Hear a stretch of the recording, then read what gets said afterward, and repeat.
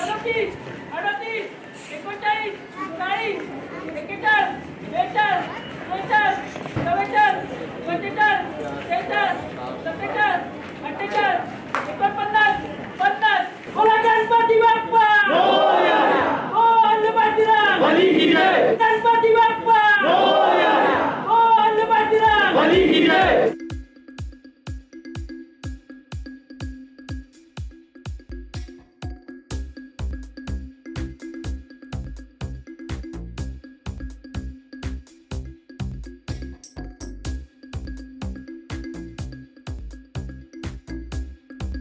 सगळ्यांना माहितीच आहे की जय जवानचे खेळाडू जय जवानचं टीमवर्क खूप अतिशय सुंदर आहे आणि कदाचित या टीमवर्कमुळे याचं यशाचं गणित असू शकतं की एवढं नाव आमचं आहे।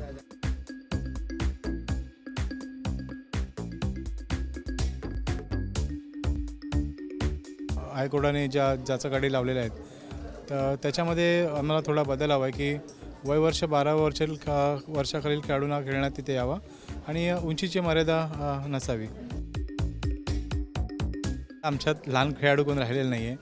लहान खेळाडू माझी स्वतःची मुलं पण आहे जी आता ग्राउंडवर उतरल्यानंतर प्रत्येकाच्या अंगात तो जय जवान गोविंद पदक भिनलेला आहे। त्यामुळे ग्राउंडवर आल्याच्यानंतर आम्ही त्यांच्याकडनं थोडं वॉर्मअप केलं जातं की जेणेकरून आमची पुढची पिढी तयार होईल। पण आमच्या गोविंदा पदकातला शेवटचा खेळाडू नव्या थराचा खेळाडू आहे 19 वर्ष आपला 17 वर्षाचा खेळाडू आहे। त्यामुळे आमच्या गोविंदात पहिली गोष्ट की लहान खेळाडू नाही आहेत।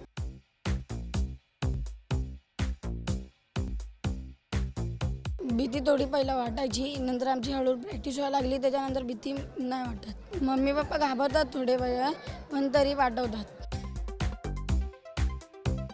2 महिन्यामध्ये आम्ही जवळजवळ मैदानी खेळ आहेतच, व्यायामशाळा आहे आणि जो काय वॉर्मअप चालतो त्याच्यातनंच आम्ही हे आमचं सगळं थराची रचना आम्ही याच्यातनं घडवतो।